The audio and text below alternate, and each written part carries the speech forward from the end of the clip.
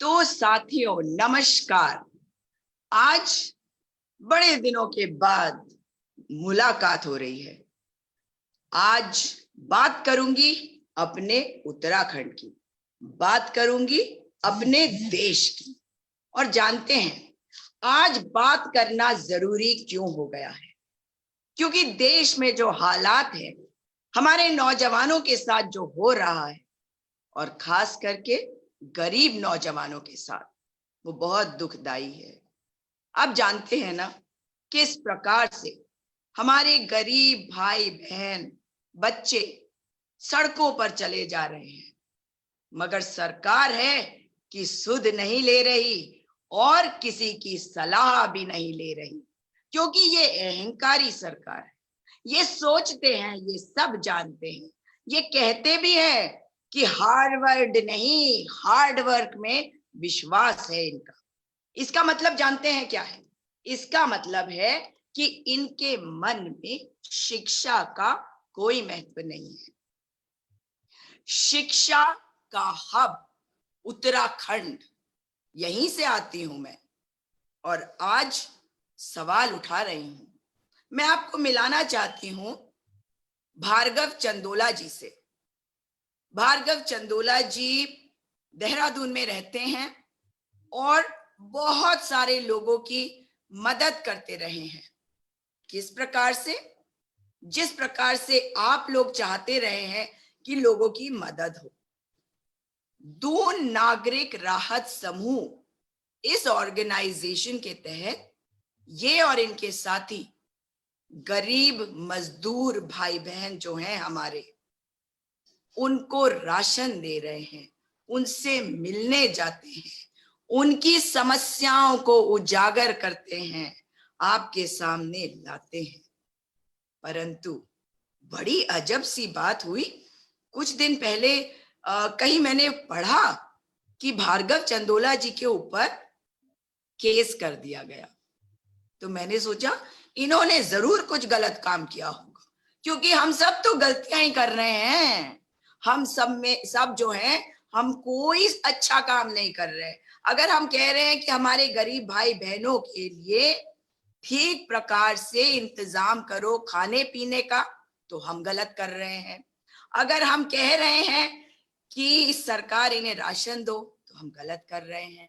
अगर हम कह रहे हैं कि हमारे गरीब भाई बहनों को उनके घर तक पहुंचा दो, हमारे ये छोटे छोटे बच्चों को तकलीफ ना होने दो, तो हम गलत कर रहे हैं।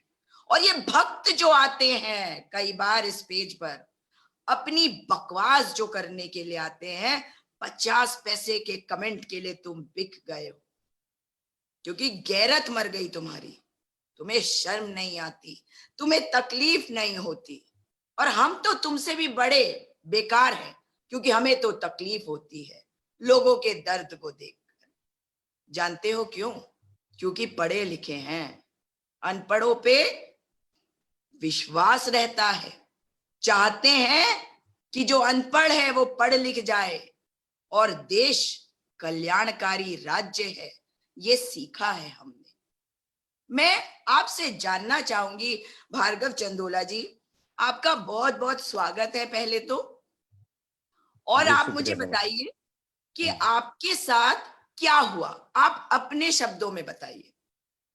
जी हम लोग सुजाता जी, सबसे पहले तो शुक्रिया आपका कि आपने अपनी इस डिबेट के लिए जो है मेरे को चुना है, और हमारे ग्रुप की आवाज को हमारे ग्रुप की आवाज बनने का आपने जो एक साथ जो हमें दिया है।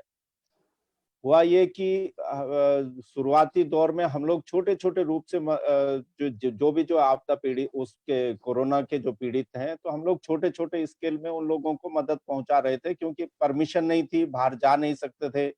और जिस प्रकार से एक माहौल बना हुआ था कि भई कि ठीक है, कहीं निकलना भी नहीं है, ऐसा ना हो कि भई कि हम लोग भी चपेट में आए या और लोगों को भी जो है इससे नुकसान हो। तो इसलिए यही रहा कि जिस प्रकार से सरकार ने जैसी राय वो दिया था, जैसे निर्देश दिए थे, उसी का पालन करते हुए हम लोग रहे। धीरे-धीरे करके जैसे चीजें समझ में आने लगी, तो जगह-जगह से जो है जो जरूरतमंद लोग हैं, जिनके पास राशन कार्ड नहीं है, जिन जो मजदूर फंसे हुए हैं जगह जगह। तो इस तरीके की चीजें वो ज्यादा जो है सोशल मीडिया के माध्यम से और फोन के माध्यम से वो हमारे सामने पे आने लगी। फिर हम लोगों ने क्या किया कि आपस में जो बातचीत वगैरह की, जो जिन साथियों के साथ में हमारा एक संवाद बराबर चलता रहता था, उन लोगों के साथ में हमने बातचीत वगैरह की। हमने कहा कि भाई कि इस कोरोना के उसमें हम लोग किसी को कोई 500 रुपए का, कहीं 200 रुपए का, कहीं 1000 रुपए का ऐसा अगर सहयोग कर रहे हैं वो तो ठीक है, पर सच्चाई क्या है कि जमीन पर क्या स्थिति होगी उसको कैसे हम लोग जो है उसको देखें, कैसे जाने, और क्या उनकी पीड़ा है, जितनी हम देख पा रहे हैं क्या वही बहुत है या जमीन पर कुछ और स्थिति है। तो हम लोगों ने 40-45 लोगों ने एक ग्रुप बनाया आपस में, जिसमें जो है कमला पंत हो गई, गीता गैरोलदी हो गई, निर्मला बिष्ट हो गई, ऐसे सुशील सैनी है, ऐसे जैकेट खंडवाल हैं, और ऐसे मैं तमाम आपको जो है साथ। रोकूंगी। आप जी। जो नाम ले रहे हैं, हम्म, ये सारी महिलाएं जो हैं, जी मैंने इन्हें तब से देखा है जब ये राज्य बन रहा था।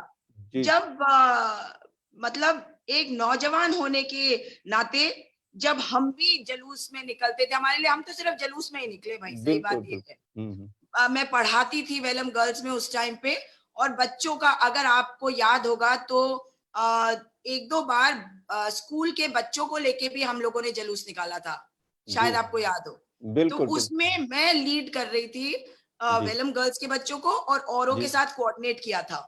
जी पर जी आपको बताऊं कि इन सब महिलाओं को देखा है, इन जी सब महिलाओं की वजह से ये जी राज्य बना है। ये राज्य क्या आप बना, बिल्कुल। सहमत हैं? बिल्कुल बिल्कुल 100%। और आपको कैसा लग रहा है इनके साथ काम करके? मैं नहीं, तो आप बड़ी हो गई। इनके इनके साथ में जो काम करने का है, जो हम लोग तमाम जो मुद्दे हैं इनके साथ में काम करते हुए, तो क्योंकि जिस समय उत्तराखंड राज्य की मुहिम जब चल रही थी तो उस समय मैं श्रीनगर में हुआ करता था, और इन जी। लोगों को जो यहाँ पे पर्टिकुलर हैं, गीता गैरोलदी हैं या निर्मला बिष्ट जी हैं या कमला पंत जी हैं, इन लोगों के साथ में तो उस समय कोई संवाद नहीं होता था। मगर श्रीनगर में जो राज्य आंदोलनकारी जिनको आज हम कहते हैं तमाम महिलाएं, तो श्रीनगर में उस समय जहां पर मेरा अपना कार्यालय था उसके बराबर में ही बड़ के पेड़ पर ये लोग बैठते थे वहां पे। तो ये तमाम जो है उनके संघर्ष को हम लोग देखते रहते थे, और हम लोगों के अंदर इतनी समझ भी नहीं थी कि भाई वो बहुत ज्यादा जो है कि क्या राज्य की डिमांड और क्या वो, पर ये रहता था कि वो हमारे आसपास सारी चीजें घटती रहती थी। और जब देहरादून में हम लोग जो है 2009-10 से लगातार सक्रिय हुए हैं जन मुद्दों को लेकर, तो उसके बाद लगातार ये लोग भी हमारे संपर्क में ही, लोगों के साथ में निरंतर हम लोग काम करते आए हैं। और इस समय तो ये स्थिति हो गई कि भाई कि इस जो त्रासदी है, इस त्रासदी के दौर में जो जब कोई वैसा शख्स नहीं मिला आगे आने के लिए, तो इन लोगों का ही साथ मिला, और उन लोगों के साथ में काम करते हुए सच में कह रहा हूँ बड़ा प्राउड हो रहा है। और उन लोगों के संघर्ष को जो जिस प्रकार से समझा गया है कि भाई कि आज की डेट में जो चेहरा चमकाने वाली चीजें हैं, तो वो उन लोगों का नहीं है। उन लोगों का यह है कि विचार आगे जाना चाहिए, जितना विचार आगे जाएगा, क्योंकि चेहरे तो यह है कि आज एक चेहरा है, कल कोई और हो जाएगा, परसों कोई और हो जाएगा। और यही मेरे ख्याल से एक कारण भी है कि उन लोगों ने जब जो है, जो ईमानदारी की उन्होंने जो वो की, जो ईमानदारी से जो उन्होंने संघर्ष किया, और वही संघर्ष आज भी जो है जिस प्रकार से जो फासिस्ट वाला जो पार्ट है कि फासिस्ट इतना ज्यादा हावी हो गया है कि उन लोगों को, जो जिन लोगों को मैं ये समझता हूं कि नॉमिनेट कर दिया जाना चाहिए था कि विधानसभा के लिए, या जनता जो है स्वयं उन लोगों को चुनकर जो उनको आगे भेजती कि भाई कि उनका खुद जो है उनके लिए आगे आती, तो ऐसी चीजें देखने के लिए नहीं मिली। जो लोग विधानसभाओं में या संसद में होने चाहिए थे वो आज भी जो है सड़कों पर ही धूल फांक रहे हैं। इन सब चीजों का दर्द होता है। जी, मुझे ऐसा लगता है कि सबसे बड़ा दुर्भाग्य उत्तराखंड का ये है कि महिलाओं के बलिदानों से बना ये राज्य महिलाओं को पीछे हटाकर, पुरुष जो है, आप पुरुष हैं फिर भी कह रही हूँ, पुरुष जो है इन महिलाओं को जिन्होंने बलिदान दिए, घर में सुबह खाना पकाती थी फिर चल पड़ती थी, मुझे याद है वो जो सीन्स थे, और लगातार निरंतर संघर्ष करती रही जब तक उत्तराखंड राज्य नहीं बन गया। मैं बात कर रही हूँ 94 की, जब जी बिल्कुल पीक पे था ये मूवमेंट, और आंदोलन। उसके बाद इनको पीछे कर दिया गया। तो ये राज्य क्या सचमुच में फल सकेगा? क्या कहीं देवभूमि पर देवों को नाराजगी ना हुई होगी? कि इन महिलाओं को आपने पीछे कर दिया। आप किसी भी पार्टी को देख लीजिए, ये तो मलाई खाने आ गए, मतलब मेहनत करी किसी ने और मलाई खाने चले आए सारे के सारे। और कैपेबिलिटी एक में नहीं, एक में नहीं दिख रही मुझे। जिनको आप लोग कहते हैं, चाहे वो मुख्यमंत्री बन गए हो, पिछली सरकार हो या उससे पहले, कैपेबिलिटी मुझे नहीं दिखी। किसी ने मुझे कहा ये वाले नेता जो हैं, ये नाम नहीं ले रही हूँ, कांग्रेसी नेता, इनका ये नेशनल फिगर है। आप मुझे बताइए, क्या अंधों में काना राजा नहीं कहलाए जाएंगे? कौन से स्टेट्समैन है हमारे राज्य में? कोई भी नहीं दिखता मुझे। ये मुझे लगता है सबसे बड़ा दुर्भाग्य है इस प्रदेश का। क्योंकि मैं बाद में बात करना चाहूंगी शराबबंदी के बारे में। पहले आप प्लीज बताइए, मैंने बीच में आपको रोक दिया था कि आपके साथ क्या हुआ। जी, जो हम यही जो पहली चीज अभी आपने कहा कि भाई जिस प्रकार से महिलाओं का एक रहा कि भाई कि महिलाओं का संघर्ष रहा, उस महिलाओं के संघर्ष से ये राज्य बना। और मैं जैसे कह रहा हूँ कि भाई कि उन महिलाओं को ससम्मानित जो है, एक तो जो पब्लिक है वो स्वयं उनके लिए उनके नॉमिनेशन भरती, उनको आगे भेजती, वो नहीं रहते, राजनीतिक पार्टियां उनको जो है स्वयं उनको नॉमिनेट करती, उनको आगे भेजती। मगर ये इस प्रदेश का दुर्भाग्य कहेंगे कि महिलाओं के कंधे पर सत्ता की सीढ़ियां तो चढ़ी जाती हैं, और सत्ता की सीढ़ियां चढ़ने के बाद उन्हीं महिलाओं को बिल्कुल दूध में पड़ी हुई मक्खियों की तरह उनको जो है किनारे लगा दिया जाता है। वो जो भी पार्टियां हो, वो चाहे कांग्रेस हो भाजपा हो, दोनों का चरित्र एक जैसा होता है। कम से कम महिलाओं के को जो अधिकार देने में या महिलाओं को वहां पर जो सम्मान देने में, वो दोनों की दोनों एक जैसा जो है चरित्र अपना दिखाती हैं। ये बात बिल्कुल सत्य है और मैं आपकी बात से पूरी तरह एग्री करता हूं। जहां तक हमारे व्यक्तिगत उसमें है, ये हमला सिर्फ इस वजह से किया गया कि भाई कि हम लोग जिस प्रकार से जा रहे थे ग्राउंड में, हम लोग रायपुर विधानसभा जो रायपुर वो है, इसमें हम लोगों ने ये इसका जो भद्रकाली इनक्लेव है। हेलो। जी जी, आप बोलिए, मैं सुन हाँ, रही हूँ। हाँ जी। जो भद्रकाली इनक्लेव है, भद्रकाली इनक्लेव में हमने पहले शुरुआत हमने वहां से की 24 तारीख से। 24 तारीख को जब हमने वहां से शुरू किया, वहां हमने सर्वे किया। सर्वे करने के बाद हमने देखा कि भाई कि किसके पास राशन कार्ड है, किसके पास नहीं है। जिसके पास राशन कार्ड है उसको हमने सेकेंडरी में रखा, प्राथमिक पहली दृष्टि में हमने देखा कि जिसके पास राशन कार्ड नहीं है, उसके पास काम नहीं है, उसके पास पैसा नहीं है। तो ये हो गया कि भाई कि फिर जब पूछा कि भाई कि सरकार से उनको क्या मदद मिली है, क्या उनके श्रमिक कार्ड हैं, तो पता लगा उन लोगों के श्रमिक कार्ड भी नहीं है। उनके पूछा गया कि क्या उनके जो आधार कार्ड वो है जिसपे कि उनका जनधन खाता है, तो पता लगा कि भाई जनधन खाता तो है सभी का। तो पूछा गया कि भाई कि क्या आपके जनधन खाते में सरकार ने जिस प्रकार से कहा था कि 2-2 हजार रुपए वो जो है जनधन खाते में श्रमिकों के डालेगी, तो ये भी पूछा हमने कि आपके खाते में कोई पैसा आया, तो उन्होंने कहा कि नहीं, हमारे खाते में कोई पैसा नहीं आया।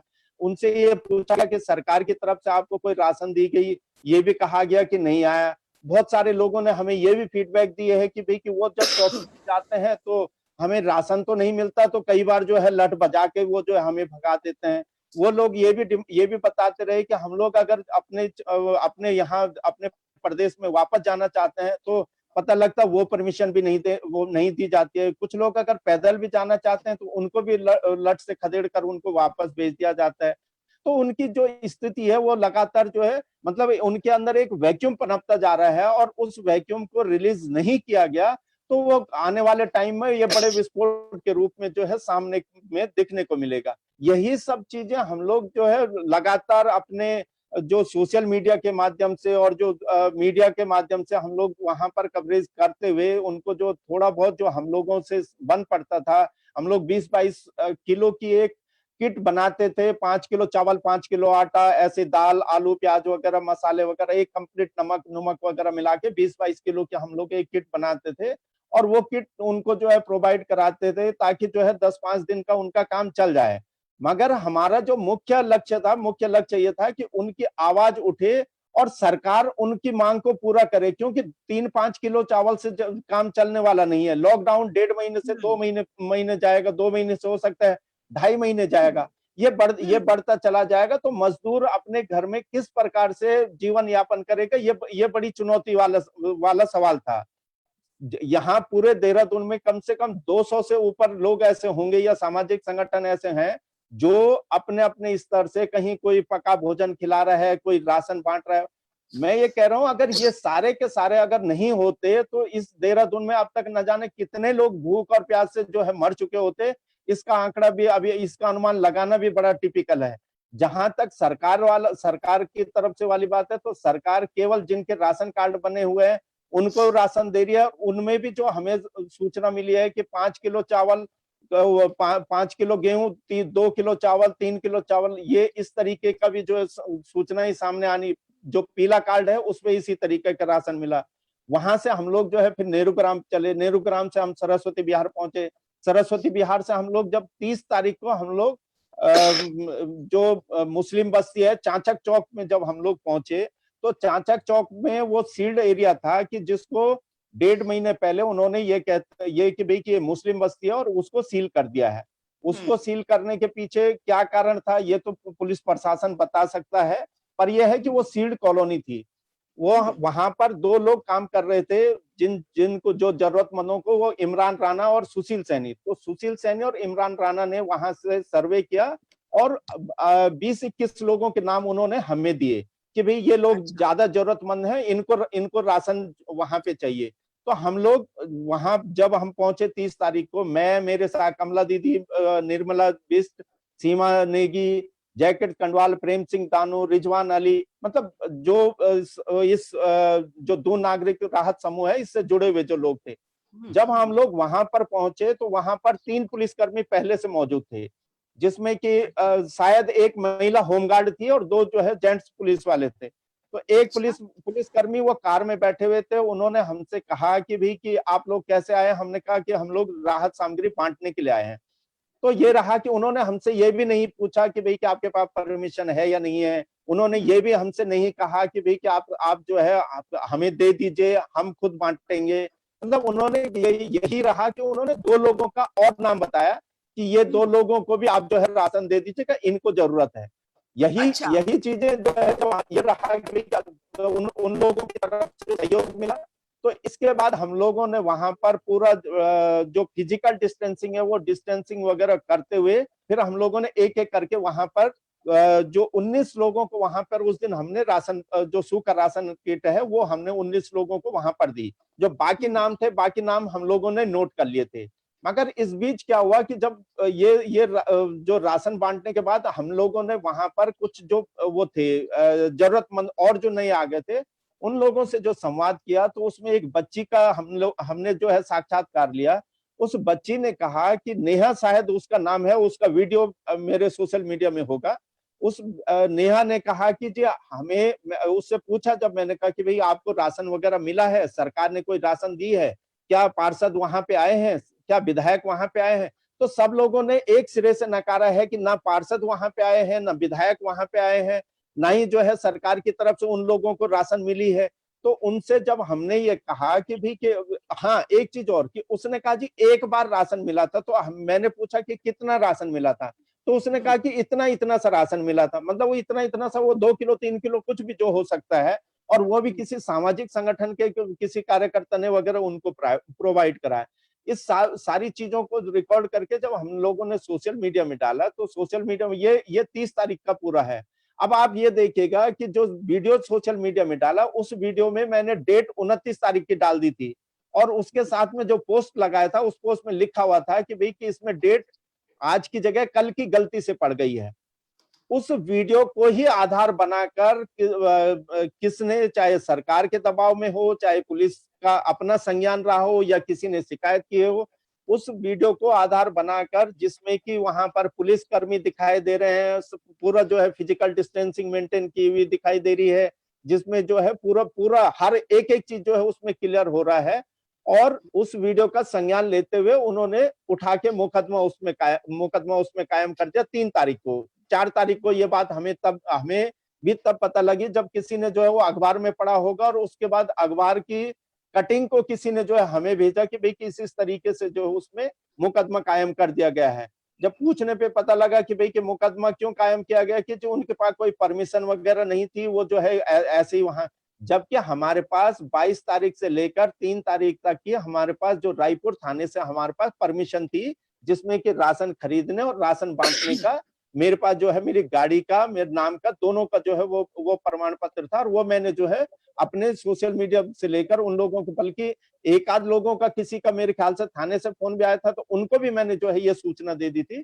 उसके बावजूद ये मुकदमा कायम हुआ, और ये मुकदमा अब सरकार के दबाव में हुआ या पुलिस ने अपने संज्ञान से लिया, या मगर ये चीज समझ में नहीं आ रही है कि मुझे लगता है कि दुनिया में ये पहली बार हुआ होगा कि अब तक के इतिहास में कि राशन बांटने को लेकर, मतलब शराब हम नहीं बांट रहे थे, हम वहां ड्रग नहीं बेच रहे थे, राशन हम लोग वहां पर प्रोवाइड करा रहे थे, और ये प्रयास कर रहे थे कि उनकी जो पीड़ा है वो पीड़ा सरकार तक पहुंचे और सरकार उस पीड़ा को दूर करने का प्रयास करे।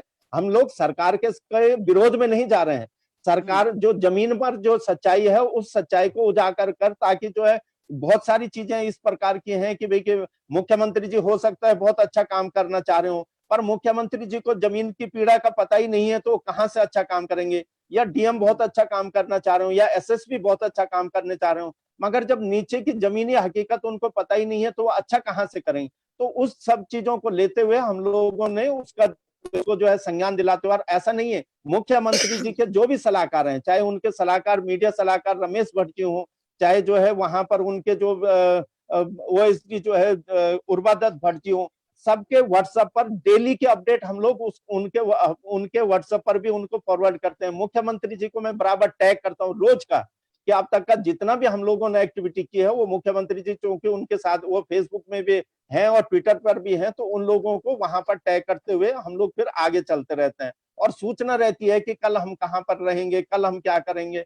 उसके बावजूद ये मुकदमा हुआ है, तो इसके लिए खेद है कि भाई कि इस तरीके की अगर जो है चीजें होंगी, और जबकि हम लोग शुरुआत से ही इसमें जो है सहयोग कर रहे हैं, और सरकार को चाहिए था कि भाई कि वो शराब को रोकती, कि भाई कि शराब जैसी चीजों को रोकती, मगर रोकने का काम हम लोगों को किया गया है, ये बात आपके सामने पे आई है। जी, तो आप मुझे बताइए कि किस प्रकार से ये सारा कुछ हो गया है, और बड़ा दुख होता है कि एक मुकदमा आपके ऊपर कर दिया जाता है जब आप राशन दे रहे हैं, और आपके पास परमिशन है, आपके पास परमिशन है उस, जी और आपसे कोई पूछता नहीं है। पुलिस वाले आपको 2 लोगों के नाम बताते हैं जिनको आप राशन देते भी हैं। उसके बाद आपके ऊपर मुकदमा दर्ज होता है। आप कह रहे हैं, आप ये भी कह रहे हैं कि आप माध्यम बनना चाहते थे। सोशल एक्टिविस्ट का काम ही ये है, और माध्यम बनना चाहते थे उन गरीब लोगों और मुख्यमंत्री तक।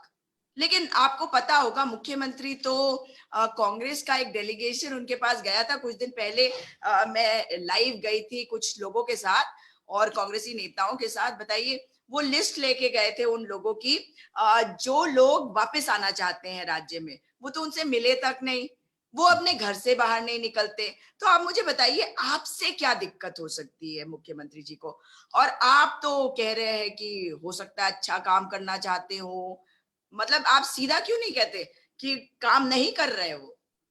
नहीं, ये तो सामने पे है कि इस समय जो आप प्रदेश भर का जितना भी है, हम लोग आप देखेंगे कि भाई कि लॉकडाउन के जो नियमों की बात करें, तो भाई कि मुख्यमंत्री जी कहीं प्रस्ताव के शोक देने के लिए जाते हैं, तो वहां पूरी की पूरी भीड़ चली जाती है। देखिए, ये आरोप तो मेरा साफ साफ ये आरोप है कि सरकार के कुप्रबंधन के कारण देश भर में तमाम लोग जो है परेशान हैं। लॉकडाउन जब से जो है लॉकडाउन की घोषणा जो पहला दिन का रहा कि भाई कि 22 मार्च को जो पहला लॉकडाउन का जब प्रधानमंत्री जी ने कहा कि भाई कि एक दिन का लॉकडाउन की जब बात आई, तो वो उनका मुझे लगता था कि वो टेस्ट उन्होंने लिया है कि भाई कि लोग इसको कैसे रिएक्ट करेंगे। तो सुबह से शाम तक लोगों ने जो है वो लॉकडाउन में रहे। शाम को प्रधानमंत्री जी ने कहा था कि घंटी कंटर जो भी बजा सकते हैं वो बजाइएगा, पर अपने घरों से बजाएगा। आप देखेंगे कि उसमें एसएसपी, कई जगह के एसपी और डीएम तक जो है रैलियां निकालने के लिए सड़कों पर आ गए, और लोग जो है रैली लेके उसमें आए। फिर 24 उनको लगा कि भाई कि नहीं, लोग उनकी बात सुनेंगे और वो करें। उसके बाद 24 तारीख को उन्होंने पूरा 21 दिन का एक लॉकडाउन की घोषणा कर दी, और आप देखिएगा कि उसमें राहत जैसी कहीं कोई चीज नहीं रही। उन्होंने कहा अगले आज रात 12 बजे से, जिस प्रकार से नोटबंदी में किया, जिस प्रकार से जीएसटी को लेकर किया, जिस प्रकार से सीए एनआरसी को लेकर जो जैसी ओवर हो रही है, उसी प्रकार से इन्होंने जो है इसको भी उसी प्रकार से कि आज रात साथियों, आज रात 12 बजे से ये जो है लॉकडाउन रहेगा और अगले 21 दिन तक रहेगा। मेरा ये कहना है कि भाई कि आप मिस कॉल मारकर 15 करोड़ सदस्य बना सकते हैं, क्या आप एक हेल्पलाइन नंबर जारी नहीं कर सकते थे कि भाई कि किसी को भी राशन की जरूरत होगी, किसी को अपने घर से कहीं जाना है, किसी को दवाई लेनी है, किसी को अपने कहीं फंसा हुआ है, तो उसके लिए हम व्यवस्था बनाएंगे। पर आपको अपने घरों में रहना है, आपको राशन से लेकर दवाई से लेकर जो रिक्वायरमेंट होगी, क्योंकि मैं समझता हूं कि प्रधानमंत्री से लेकर और नीचे ग्राम पंचायत है, वार्ड है, वहां तक पूरा का पूरा, चाहे जनता का चुना हुआ हो, चाहे सरकार का वो है जो तंत्र वाला है, सिस्टम वाला, वो पूरा का पूरा तंत्र है। अगर प्रदेश की बात करें तो मुख्यमंत्री है, मुख्यमंत्री की उस गांव में जो है ग्राम पंचायत सेक्रेटरी है। अगर उसकी बात करें वो भाई मुख्य सचिव और ग्राम पंचायत में जो है ग्राम सेक्रेटरी है।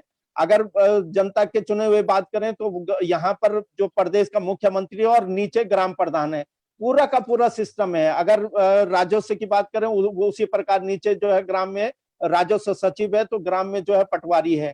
अगर हेल्थ की बात करें तो हेल्थ सेक्रेटरी है, तो नीचे जो है आंगनबाड़ी और ये आशा वर्कर वगैरह। मतलब ऐसा कोई वो नहीं है, कोई ऐसा डिपार्टमेंट नहीं है जो ऊपर टॉप से लेकर और नीचे तक जिसकी चेन मतलब नहीं जा रखी होगी। सिस्टम हर चीज का है, हर चीज का सिस्टम, बस डिपेंड करता है कि आप उस सिस्टम को मैनेज कर पाते हैं कि नहीं कर पाते हैं।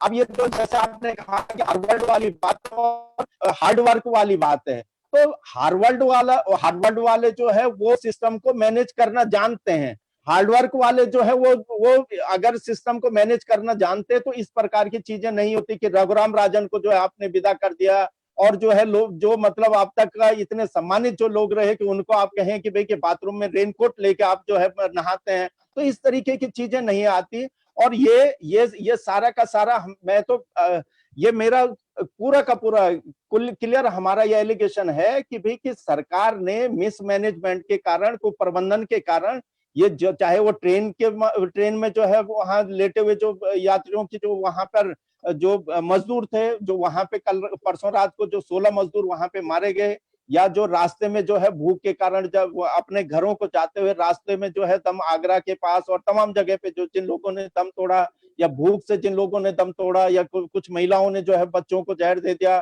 खुद भी जहर खा लिया इस लॉकडाउन के उसमें, राशन के उसमें। चाहे रुड़की में जो है कि वो एक परिवार ने जो है अपने ऊपर आग लगा दी, या यहाँ पर जो चीजें हम लोग अपनी आंखों से देख रहे हैं कि भाई कि बस्तियों में जगह जगह जाकर, आप हैरत में होंगी कि कल जब हम लोग भद्रकाली में गए परसों, तो भद्रकाली में हम लोग जब राशन डिस्ट्रीब्यूट किया, जितना हमारे पास था, हमने 54 लोगों को उस दिन वहां पर राहत दी। और वो अजीम प्रेमजी फाउंडेशन की हमारी एक साथी है चंद्रा भंडारी जी, उनके सहयोग से हमें वो 54 किट राशन की मिली थी। और वो हमने जब वहां सर्वे किया था तो 54 मजदूरों को हमने वो राहत दी। वो राहत देने के हमने पुलिस को पहले इन्फॉर्म कर दिया था कि चीता पुलिस भी आ जाए कि भाई कि ताकि कोई भगदड़ वगैरह नहीं मचे, क्योंकि वहां पे ज्यादा मजदूर तक ज्यादा आ जाता वहां पे। मगर चीता पुलिस काफी देर से आई। अब आप देखेगा कि जब हम लोग राशन बांट चुके थे और जो लोग जिनको राशन मिल गया वो चले गए थे, तो लगभग 10-15 लोग वहां पर लास्ट में बचे।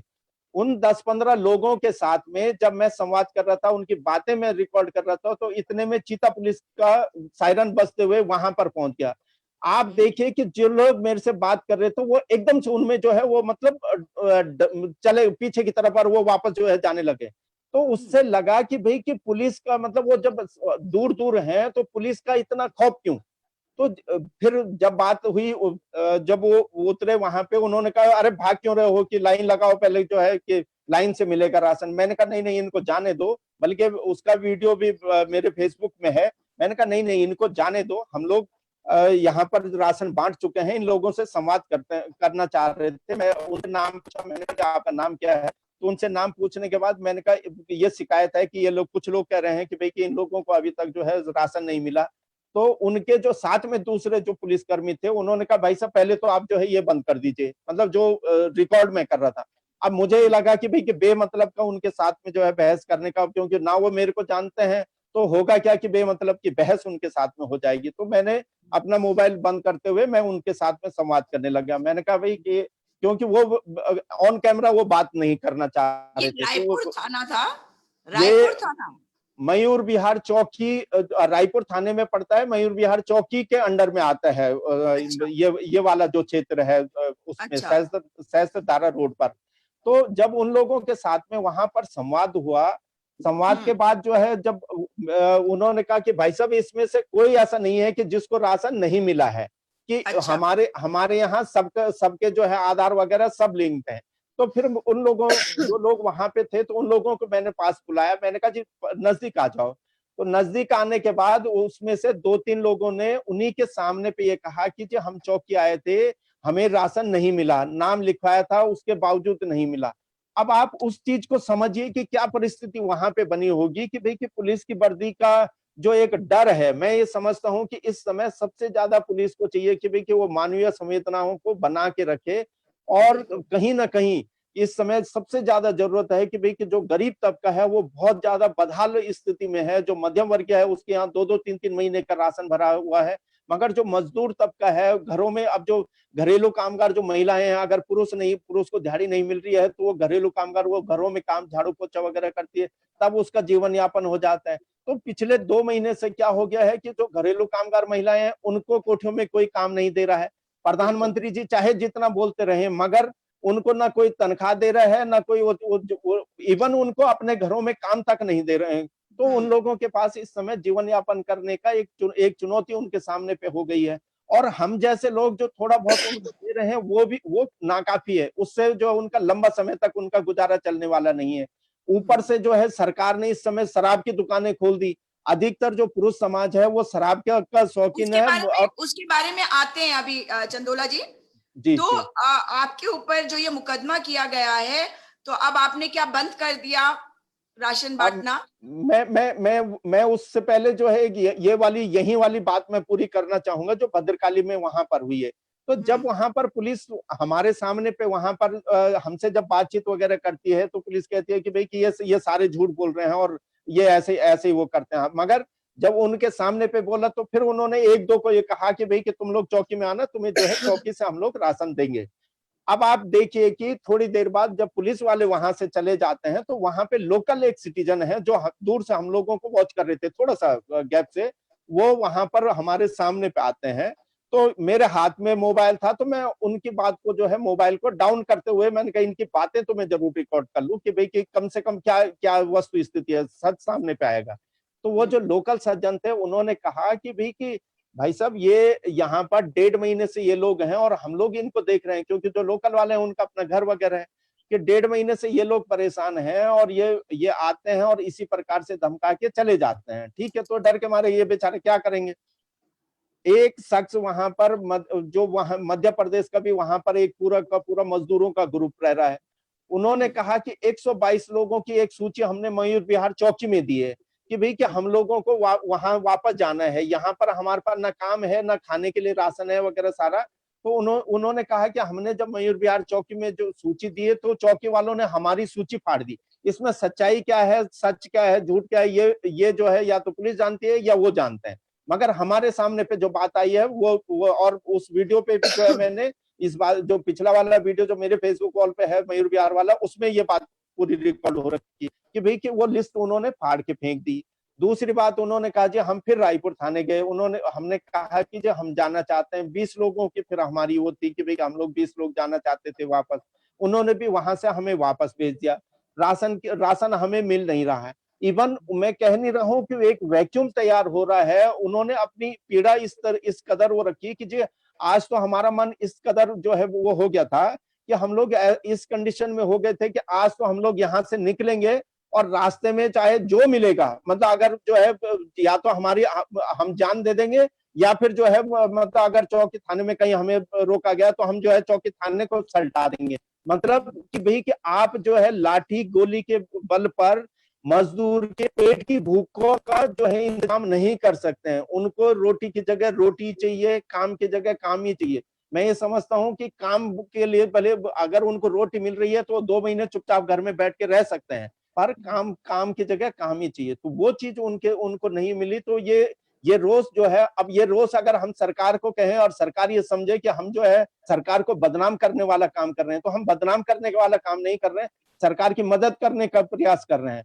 मगर अगर इन प्रयासों को जो है सरकार अगर ये समझती है, पुलिस विभाग ये समझता है, और मैं इस बात को भी यहाँ पे कहना चाहता हूँ कि जो निचले वो हैं, नीचे के तबके के जो कर्मचारी हैं, इन पर किसी भी प्रकार की कानूनी कार्रवाई करने की भी कोई आवश्यकता नहीं है। इनको केवल जो है इंस्ट्रक्शन देने की आवश्यकता है कि आप मानवीय संवेदना, किसी के रोजगार पर या किसी को दंड कराना हमारा उद्देश्य नहीं है।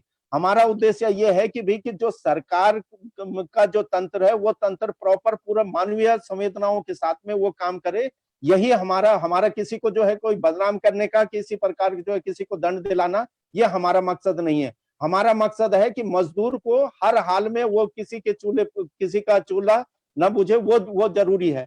अब ये जो हमारे मुकदमे वाली बात जहां तक आती है कि भाई कि जो, और इस चीज को लेकर भी मुझे तो ये था, मैं इस चीज के लिए भी हम लोग, हमारा जो ग्रुप है दून नागरिक राहत समूह, हमारे ग्रुप उसके बाद जो है जो उच्चाधिकारियों से मिले, उन्होंने बताया उन्हें कि भाई कि ये जो मुकदमा हुआ है इस तरीके से हुआ। अब आप देखिए कि जब उस मुकदमे की तहरीर किसी ने निकाली होगी, तो वो तहरीर, क्योंकि अभी तक हमें जो है पुलिस की तरफ से कोई समन जारी नहीं हुआ है, और जब तक हमारे को समन जारी नहीं हुआ है, हम लोग अपनी कार्रवाई तो नहीं करेंगे। मगर जैसे किसी ने वहां से निकाला होगा, उसकी कॉपी हमें किसी ने भेजी है, तो उसमें अब आप देखिएगा कि हम जिस डेट पर वो मुकदमा दिखाया गया है, उस डेट को तो हम लोग वहां थे ही नहीं।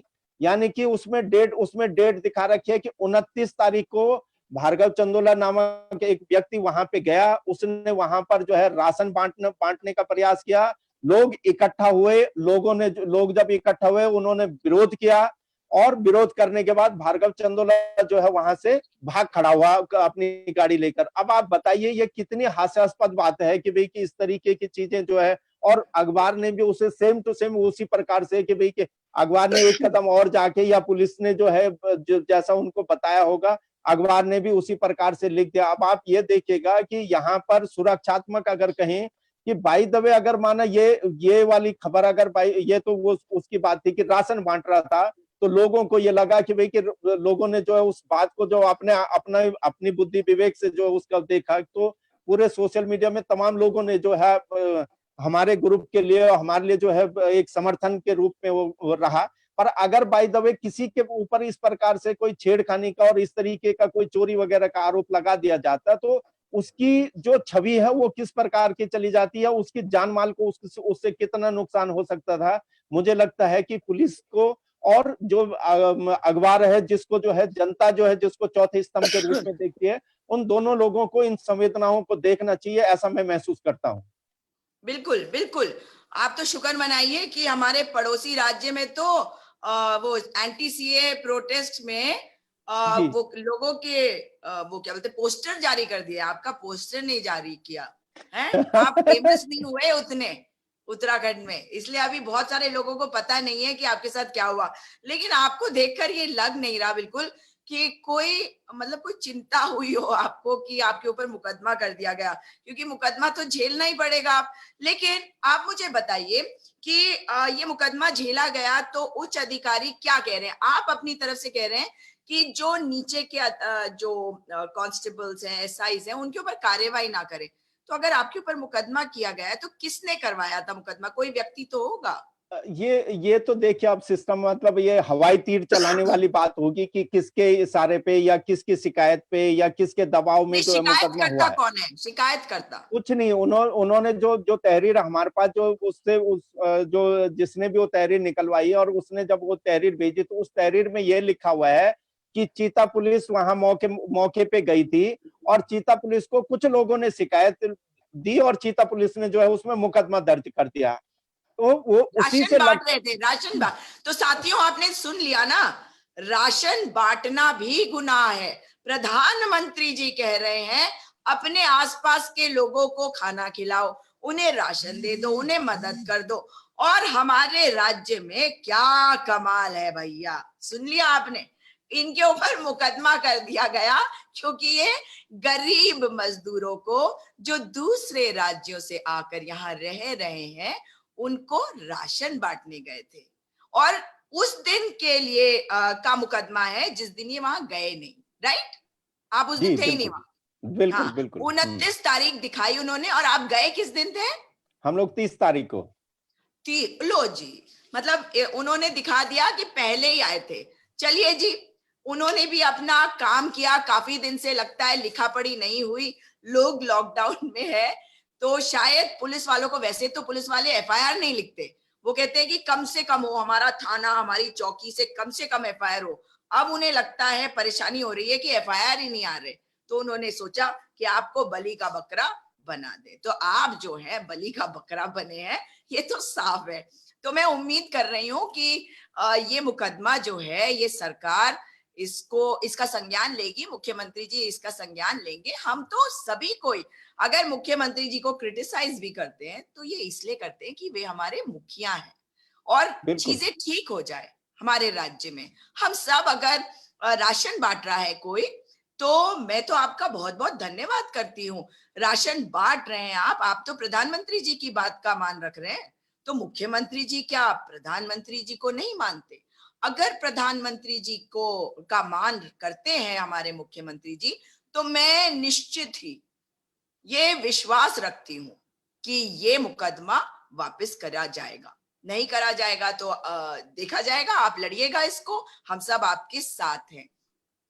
जहां तक पुलिस वालों के लिए आपने कहा कि भाई उसमें जब लिखा है कि चीता पुलिस ने कहा, तो आप कह रहे हैं कि उन लोगों के साथ कुछ नहीं किया जाना चाहिए। ये जो है ना, ये पहाड़ी ट्रेट है हमारा, कि हम सब जो है हर चीज को बड़े कैजुअली लेते हैं। मगर मैं आपको बताऊं चंदोला जी, ये वाला जो एटीट्यूड है ना, ये राज्य बनने के पहले तक तो ठीक था, परंतु शायद आज ठीक नहीं है। कि हम कह दें कि कोई बात नहीं, इसके ऊपर एक्शन मत लो। आपके ऊपर अगर गलत कार्यवाही करी गई है, तो मैं सरकार से निवेदन करती हूँ कि उन पुलिस कर्मियों के विरुद्ध कार्यवाही अवश्य करे। पुलिस कंप्लेंट अथॉरिटी होती है, और पुलिस कंप्लेंट अथॉरिटी, वैसे तो उनके काम के बारे में क्या कहूं, मेरा निजी एक्सपीरियंस भी है, परंतु मैं उम्मीद कर रही हूं कि कुछ काम करेंगे और कॉग्निजेंस लेंगे। वहां पे भी दरअसल आईएएस ऑफिसर, आईपीएस ऑफिसर बैठे होते हैं, तो वो भी बचाने की कोशिश में लगे रहते हैं। और ये मेरा पर्सनल एक्सपीरियंस है, कोई मुझे बता नहीं सकता कि वहां पे ऐसा नहीं होता, मेरा खुद का एक्सपीरियंस है। और जहां तक स्टेट ह्यूमन राइट्स कमीशन है, वो संज्ञान ले इस मामले का, मैं ऐसा भी उम्मीद करती हूँ। खैर, ये तो एक मामला है। मैं आप आपसे एक मामला और डिस्कशन करना चाहूंगा कि क्योंकि जी इस बीच हमारे पास, अगर आप परमिशन दें तो मैं उसकी भी बात करना चाहूंगा यहाँ पर। बताइए। ये वाला तो चलिए, हमारे पास जो मुकदमा हुआ और उस मुकदमे में जो भी होगा भाई, कि वो खारिज होता है या लड़ना पड़ता है, जो भी रहेगा हम लोग उसके लिए तैयार हैं। जो भी है, अगर 2 मुकदमे भी और होंगे तो हम लोग उसको भी वो करेंगे, क्योंकि भाई कि जो हमारी जो समाज की जो पीड़ा जो हमसे जो है वो देखी नहीं जाती है, उसके लिए तो हम लोग काम करेंगे ही। तो उसमें अब सरकार मुकदमे लगाती है तो लगाए, गोली डंडे जो भी चलाने हैं, सरकार अपने स्तर से जो भी करना चाहती है, पुलिस प्रशासन वो करेगा। दूसरी बात क्या है कि भाई कि जो एक बात में जो ये इस आपके माध्यम से जो सभी साथियों के साथ में मैं जो कहना चाहता हूँ, वो ये कि फरवरी में एक लड़की, ये इसके बाद का भी 4 तारीख का जो उसमें मैंने बताया था कि एक लड़की फरवरी में जो है वो दहेज उत्पीड़न से, घरेलू हिंसा से, वो दिल्ली में उसकी 4 साल पहले शादी होती है और जो है फरवरी में वो यहाँ पर काम शुरू करती है। उसे 10 या 12 दिन यहाँ पर नौकरी लगे हुए होते हैं, तो तब तक लॉकडाउन हो जाता है। और फरवरी में वो महिला हेल्पलाइन में एक शिकायत दर्ज कराती है कि उसके साथ में घरेलू हिंसा हुई है, उसका जो है पूरे जान माल को नुकसान है। उसके जो पति हैं उन्होंने जो है उसको धमकी दी है कि वो उसके सारे परिवार को मार डालेंगे और जो उसका बेटा है उसको जो है छीन के ले जाएंगे। तो फरवरी में महिला हेल्पलाइन में जब उन्होंने शिकायत की, निशा गोदियाल ये लड़की है, और मैं उसका नाम के का भी साथ में जो है खुलासा इसलिए कर रहा हूँ कि भाई कि मैंने उसका भी अभी जो है साक्षात्कार किया है 4 तारीख को, जिस दिन हमारे पास मुकदमे का जब हमें सूचना मिली है, उसी दिन हमने फिर उस बच्ची का भी उस दिन क्योंकि 4 तारीख को हमने पहले 6 नंबर पुलिया पे राशन बांटने का काम किया था, और उसके बाद किसी ने हमें जो ये सूचना दी थी कि इस बच्ची को जो है राशन की जरूरत है, उसका छोटा बेटा है और उसके बहन वगैरह, बहन और माँ भी उसके साथ में है, वो अति जरूरतमंद है। तो हम लोग वहां जो है तो उससे जब मैंने फोन पे बात की तो मुझे लगा कि भाई कि उसकी जब हिस्ट्री का पता लगा तो मुझे लगा कि भाई कि इसको काउंसलिंग की भी जरूरत है, और इसको जो हम महिला साथी हैं उनको उनको से बात करना भी उसका जरूरी है। तो मैं जो अपनी टीम के साथी हैं, कमला पंत हैं, चंद्रकला हैं, उनको उनको और सुशील सैनी और एक दीवान सैनी थे, हम लोग 4-5 लोग उनके पास गए, हमने उनको एक राशन की किट दी, फिर उनकी उनकी व्यथा सुनी, और उनकी व्यथा भी जो है हमने वो एक साक्षात्कार के रूप में लेकर वो भी मैंने फिर फेसबुक में डाला था, इसी अपेक्षा के साथ में कि उनके साथ में क्या हुआ। फरवरी में जब उन्होंने महिला हेल्पलाइन पर अपनी शिकायत दर्ज करा दी थी, तो फरवरी से लेकर, और ये भी बता दिया था कि उनके पति ने उनको जो है किस प्रकार से धमकी दी है।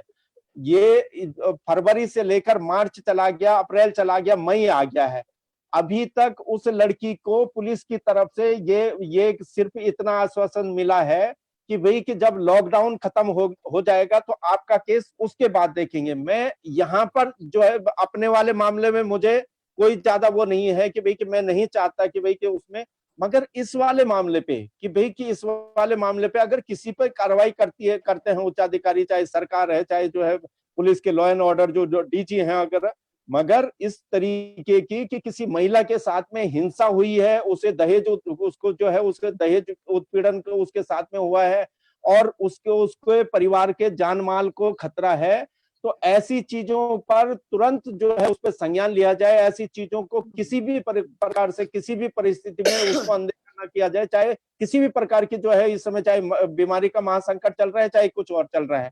तो वो लड़की, उस लड़की के साथ में ये लगा लीजिए कि भाई कि अगर कल वो कोई घटना माना, अब जैसे जिस तरीके से लोग आना जाना शुरू कर दिए हैं, और अगर उसका पति या कोई जो है 2 गुंडे ही भेज के जो है उनको कोई हार्म पहुंचा देता है और उसके बेटे को लेके चला जाता है, तो क्या उसके बाद पुलिस यहाँ पर लाठी पीटती रहेगी? तो इस हाँ तरीके बिल्कुल। की चीजों को जो है मतलब अनदेखा नहीं किया जाना चाहिए। ये निशा गोदियाल की ये कंप्लेंट है। इस कंप्लेंट पर मेरा जो है, चाहे मुख्यमंत्री जी हों, चाहे देहरादून की जो एसपी श्वेता चौबे हों, यहाँ पर जो एसएसपी हैं अरुण मोहन जोशी जी हों, लॉ एंड ऑर्डर जो अशोक कुमार जी हों, उन सब से मेरा आग्रह है आपके माध्यम से कि क्योंकि आपसे बात हो रही है और मैं नहीं चाहता हूं कि उस बच्ची की जो, चाहे उसको सहयोग पहुंचाना हो, उसको कानूनी सहायता पहुंचाना हो, उसको न्याय दिलवाना हो, ये काम जो है जरूर इस काम को जो है प्राथमिकता के साथ में जो है उस बच्ची को न्याय दिलवाने का काम वो करेंगे, ऐसी मैं अपेक्षा करता हूँ। बिल्कुल। जो कुछ अभी हो रहा है उसमें जो मैं एक चीज देख रही हूँ चंदोला जी, वो ये है कि लॉकडाउन में लोग घरों के अंदर है और डोमेस्टिक वायलेंस के केसेस भी बढ़ रहे हैं। मतलब महिला उत्पीड़न जो है एक बहुत ही भयावह रियलिटी है। और लॉकडाउन में जिस वक्त सभी कोई साथ में रह रहे हैं और बाहर जाने की मनाही है, तो इन चीजों में बढ़ावा हुआ है। और मैं भी उम्मीद करती हूँ कि एडीजी लॉ एंड ऑर्डर हो या एसएसपी हो या जितने भी पुलिस अधिकारी हो, ये इस मामले का संज्ञान लेंगे और इस तरह के सभी मामलों का संज्ञान लें, क्योंकि सबसे ज्यादा जरूरी, जैसे आपने कहा, काउंसलिंग की जरूरत है।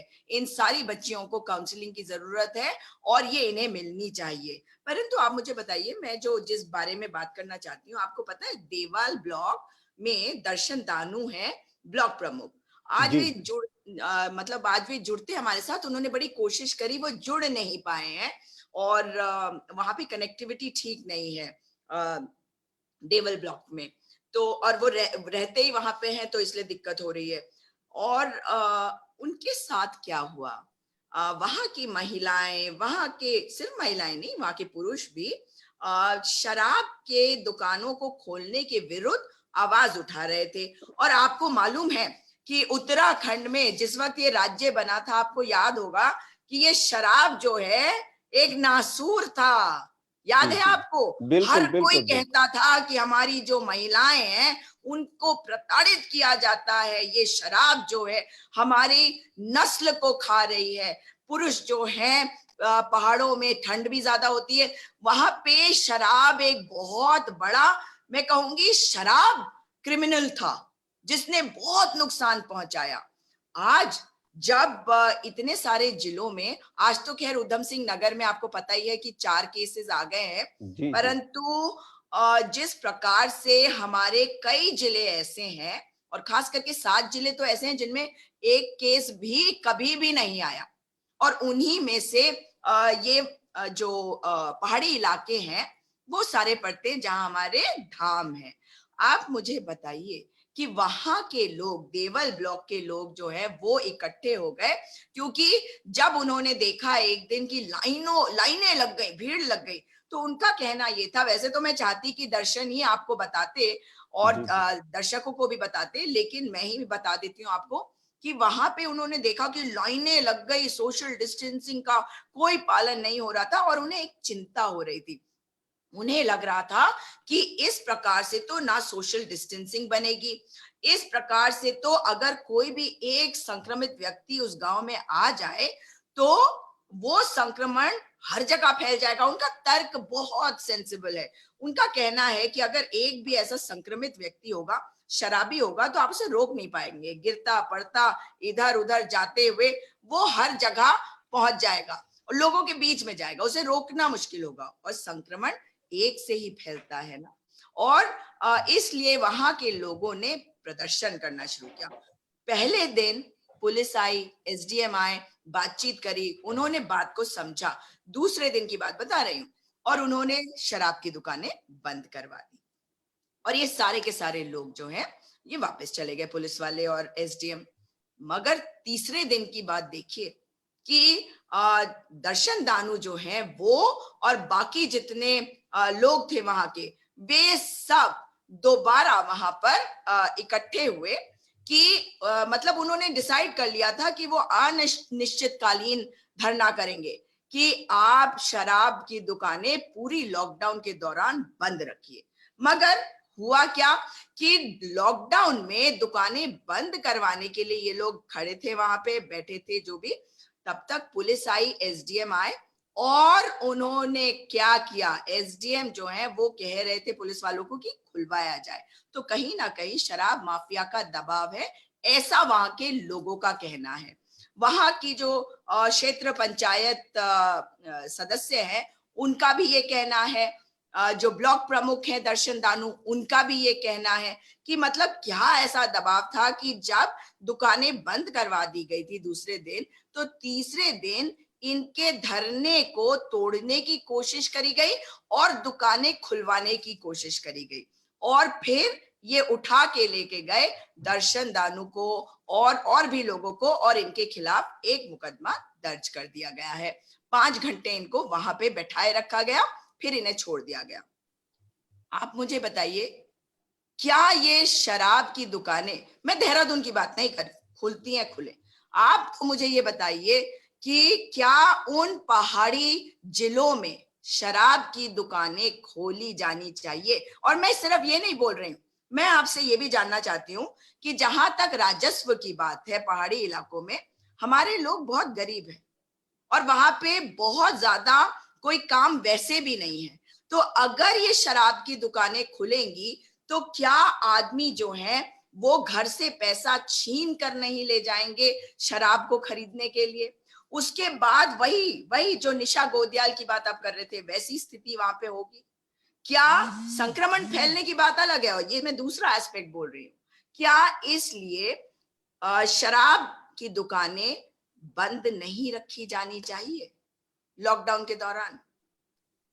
हाँ, इस पर मैं जो है देवाल सहित तमाम जगह की बात करने से पहले मैं उस पे आना चाहता हूँ कि हुआ क्या कि जब ये लॉकडाउन का रहा और लॉकडाउन में ये हुआ कि भाई कि शराब की दुकानें जो है पूरी बंद कर दी गई। हम्म। जो शुरुआत के दिन की मैं बात कहूं कि 22 तारीख को जिस दिन पहले दिन, क्योंकि यहाँ पे तो 22 के बाद जब 24 को तो भाई यहाँ तो 22 से ही हो गया था ना, मुख्यमंत्री ने तो 31 तक कर दिया था, तो यहाँ पर लॉकडाउन उसी। तो आप देखेंगे कि 22 तारीख को मैं जब रिंग रोड पे आ रहा था उधर से, तो जो वहां पर रिंग रोड से आते हुए जो रिंग रोड पे शराब की दुकान है, वहां पर कुछ लोगों को मैं रात को लगभग 7 बजे 8 बजे के आसपास में शराब की दुकान के बाहर वो शटर को जो है नॉक करते हुए सुन रहा था। वहां पे देखा मैं भाई कि दुकान बंद है, लोग क्यों खड़े हो रखे हैं, तो मैं वहां पे कुछ देर के लिए रुका। जब वहां पे रुका तो देखा कि लोग जो है शटर शटर बजा रहे हैं, हो सकता है शटर दुकान के अंदर कोई लोग रहे हो और वो शटर बजा रहे हैं और उनसे विनती कर रहे हो कि भाई कि भैया आप ओवर रेट दे दो यार, रात को नींद नहीं आती है, तमाम चीजें जो है। और वो उनसे जो है गिड़गिड़ा करके जो है उनसे शराब मांग रहे थे। तो ये रहा कि भाई कि वहां पर उन लोगों को पता नहीं बाद में मिली है कि नहीं मिली है। अब आप ये लगा लीजिए कि इस पूरे महीने भर जहां तमाम जगहों से जो है वो अखबारों के माध्यम से और इधर उधर जो है तो जो सूचनाएं हम लोगों तक पहुंचती हैं सोशल मीडिया के माध्यम से और जो अपने सोर्सेस हैं उनके माध्यम से, तो पता लगा कि भाई कि जो जो बोतल जो है 300 या 400 रुपए में मिलती थी, वो बोतल 1500 रुपए और 1200 रुपए तक भी बिकी है। और डे वन मैंने अपने एक साथी को ये कहा था कि शुरुआत में कि मैंने कहा भाई कि ये शराब जितनी बिक रही है तो इसका मैंने कहा ये शराब जो है तंत्र की सहमति से बिक रही है कि या जो है वो वैसी बिक रही है। मैंने कहा इसका खुलासा होगा कि अगर जिस दिन जो है लॉकडाउन खुलेगा तो लॉकडाउन जब भी जो है शराब की दुकानों का रहेगा तो एक मुआयना जो है तमाम दुकानों का कर लिया जाए। तो तमाम दुकानों को, क्योंकि उस दिन हम लोग राशन बांटने के कार्य में व्यस्त रहे तो ये काम मैं तो नहीं कर पाया, पर मैंने जिस साथी को कहा था उसने एक जगह उसने देखा भी, वो दुकान पूरी की पूरी जो है वो दुकान खाली थी। अब आप ये बताइए कि लॉकडाउन में वो दुकान कब खुली और कब उसके अंदर की शराब बिकी, क्योंकि वो दुकान उसके आपने अक्सर देखा होगा कि शराब की दुकानों के लगभग जो है भरे रहते हैं। तो क्या होता है, क्या चीज? जो लॉकडाउन के दौरान जो शराब की दुकानों से शराब गई है, क्या वो तंत्र के जो है सह पे नहीं गई है, इसी को मैं कह रहा हूँ। तो जगह जगह जो वो शराब दुकानें हैं तो उन दुकानों में जो माल था वो माल खत्म रहा। तो ये है कि भाई उस बीच जो तंत्र ने जो है तंत्र की सहमति से शराब बिकी है। तो शराब माफिया का कितना बड़ा कितने मजबूत हाथ है और माफिया के आगे ये सरकार कितनी झूठी है, ये उससे स्पष्ट होता है कि उस बीच जो है अब आप लगा लीजिए कि भाई पूरा का पूरा कहीं 1 किलोमीटर, कहीं 200 मीटर, कहीं 500 मीटर तक की लाइन लग रही है। 4 तारीख को सुबह सुबह 4 बजे मुझे ये लगा, एहसास हुआ कि भाई कि जब जो है दिल्ली बॉम्बे वगैरह से लोग वापस आ रहे हैं और जिस तादाद में लोग वापस आ रहे हैं तो उससे मुझे ये आभास हुआ कि बहुत सारे लोग वापस नहीं आएंगे। और वो वापस जो आए हैं तो किसी का फल संरक्षण का, डेयरी का नए नए आइडियाज के साथ में वापस लौट रहे हैं। तो वो लोग गांव को आबाद करने में एक प्रमुख भूमिका उसमें निभा सकते हैं और उनके पास थोड़ी बहुत पूंजी होगी, उससे डेयरी का काम करना चाहते हैं, चाहे फलोत्पादन का करना चाहते हैं, चाहे किसी का करना चाहते हैं, चाहे सब्जी उत्पादन का करना चाहते हैं, वो कुछ ना कुछ काम वो यहाँ पर जोड़ लेंगे।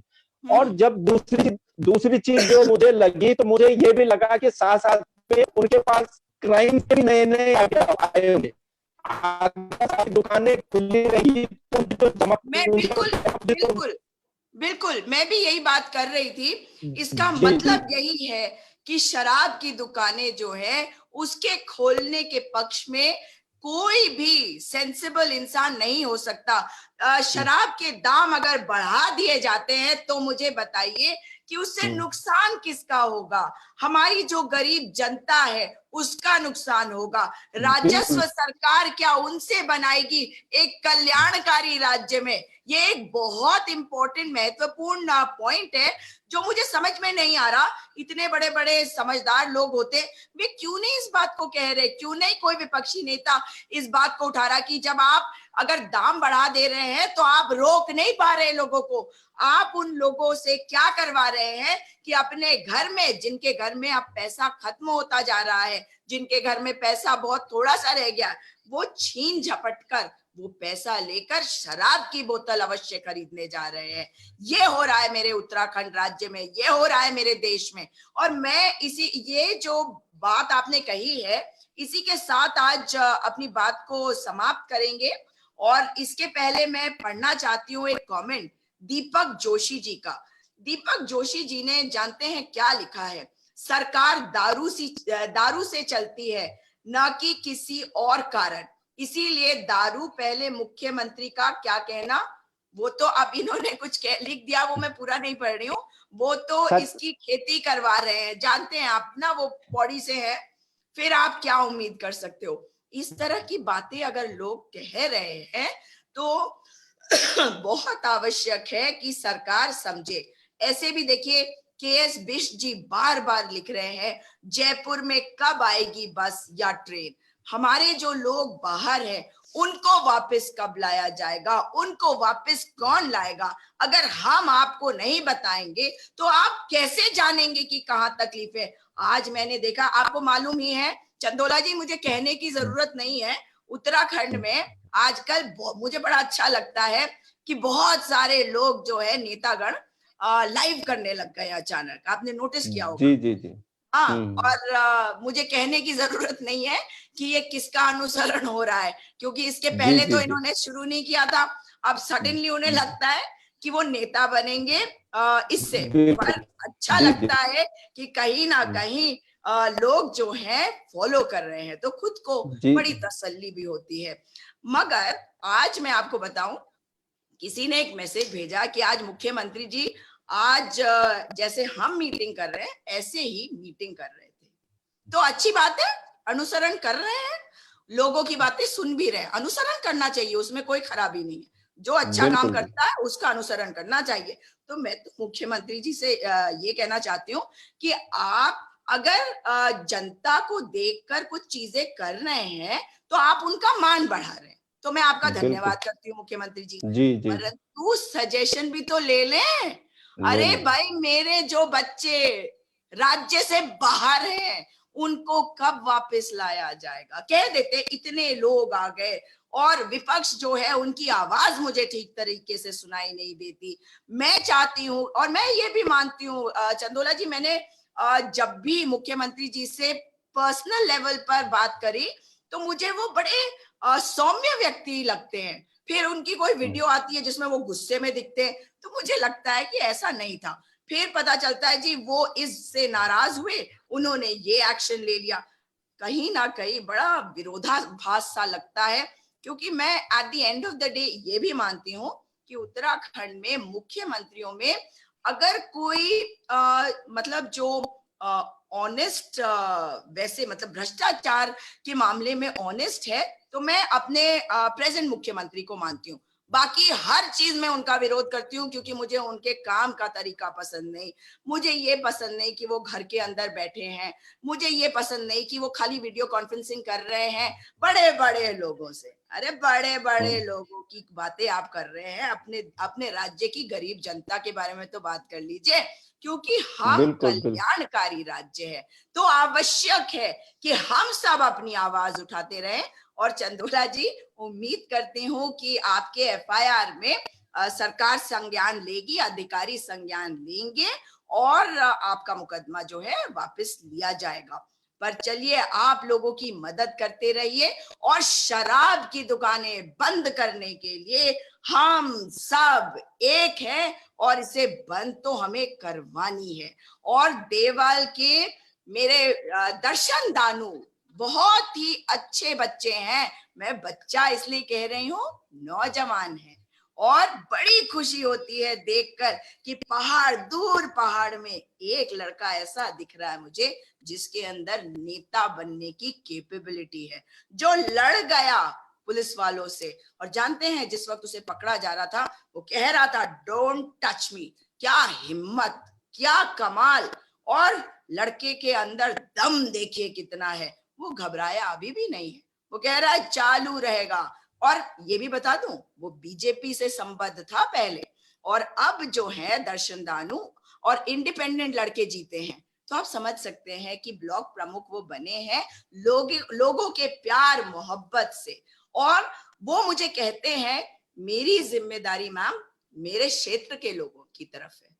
कितनी सुंदर बात है, काश हमारे सारे नेता ये समझ पाते तो दिखते ये सुजाता जी, एक एक लाइन में इसमें कहना चाहूंगा कि मैं जो देख रहा हूँ 1.5-2 महीने में कि भाई कि जब जो चिट्ठी एक हमने जो है मुख्यमंत्री जी को बना के भेजी थी कि भाई कि 4 तारीख को सुबह सुबह के 4 बजे मैंने जो है वो चिट्ठी बनाई थी कि भाई कि ये जो आप शराब का खोलने का जो फैसला है इसको आप वापस ले लीजिए कि इससे इससे बड़ा जो है एक नुकसान होगा। और सुबह सुबह मैंने उनको टैग की थी। आप विश्वास करेंगे उसमें वो जब मैंने व्हाट्सएप पर भेजी तो बहुत सारे ऐसे लोग जो जिनको मैं व्यक्तिगत रूप से जानता हूं कि वो लगभग डेली ड्रिंक करने वाले लोग थे, उनका मेरे को रिप्लाई आया कि भाई कि उन्होंने जैसे गढ़वाली में ही वो तो कईयों कईयों के जवाब आए ऐसे। तो एक एक मित्र का मैं यहाँ पर कमेंट बताऊं कि उनका जो रिप्लाई आया तो उन्होंने कहा कि अब डेढ़ में न बटी की छोटी है, डेढ़ में न बटी शराब नी छबीनी, अब आदत भी पड़ गया कि भला भोल बटी निपेण।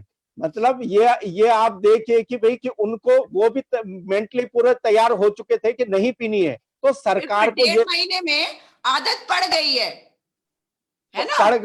मतलब नहीं पीने की आदत पड़ गई है, हाँ, ठीक है। और छूट ही जाएगी। वो मतलब पर मैं ये देख रहा हूं कि भाई कि शराब नहीं मिलने से जनता तो बची रहेगी, पर मुझे ये लगता है कि शराब नहीं बिकेगी, सरकार शराब नहीं बेचेगी तो ये सरकार न मर जाए कहीं, इसलिए शराब बेचनी सरकार के लिए जरूरी हो गई है। और जबकि आप एक बात और देखिए कि इस शराब से जो साल भर का टोटल राजस्व होता है वो केवल 3600 करोड़ रुपए होता है, और जबकि इस प्रदेश का पूरा बजट वो 55,000 करोड़ रुपए का है। तो आप एक इतने से जो है राजस्व के लिए पूरे के पूरे प्रदेश को जो है बर्बाद कर रहे हैं। ये जो है इस पर इन लोगों को मंथन करने की आवश्यकता है, और अगर इस पर मंथन करेंगे तो इससे जो है इस जनता का, इस प्रदेश का भला होगा। ये मुझे लगता है कि आपने जैसे कहा है कि ईमानदार मुख्यमंत्री हैं, जीरो टॉलरेंस की बात करते हैं, और वो जीरो टॉलरेंस कहीं जो है उनके उस पे नहीं दिखाई देता है, सिस्टम के पे जो है वो जीरो टॉलरेंस नहीं दिखाई देता है। इसलिए इस जीरो टॉलरेंस पर का जो शब्द है इस पर जो है बड़ा वो होती है, उस पे जो है पीड़ा होती है कि भाई कि ये जीरो टॉलरेंस जमीन पर कब दिखाई देगा। इस बात की का जो है हमें इंतजार रहेगा। जी बिल्कुल, मैं आपकी बात से पूरी तरह सहमत हूँ। और आप जानते हैं, मैं देख रही हूँ इन लाइनों में बहुत सारे नौजवान, मतलब हम अपनी नौजवान पीढ़ी को शराब की तरफ धकेल रहे हैं, अपने घरों को बर्बाद करने के लिए शराब की दुकानें खोल रहे हैं। इतना पैसा आ रहा है पीएम केयर्स फंड में, इतना पैसा वर्ल्ड हेल्थ ऑर्गेनाइजेशन से $1 बिलियन, मतलब अरबों में पैसा आया है। परंतु आप देखिए कि अगर आपने आवाज नहीं उठाई, सही के लिए आवाज नहीं उठाई, तो हम सब का नुकसान होगा, देश का नुकसान होगा। इसलिए अपनी आवाज को बुलंद करते रहिए। दोबारा आपसे मुलाकात होगी, और चंदोला जी आपके साथ दोबारा जुड़ेंगे। आज के लिए इस मीटिंग को यहीं पे समाप्त करते हैं। आपका बहुत बहुत धन्यवाद।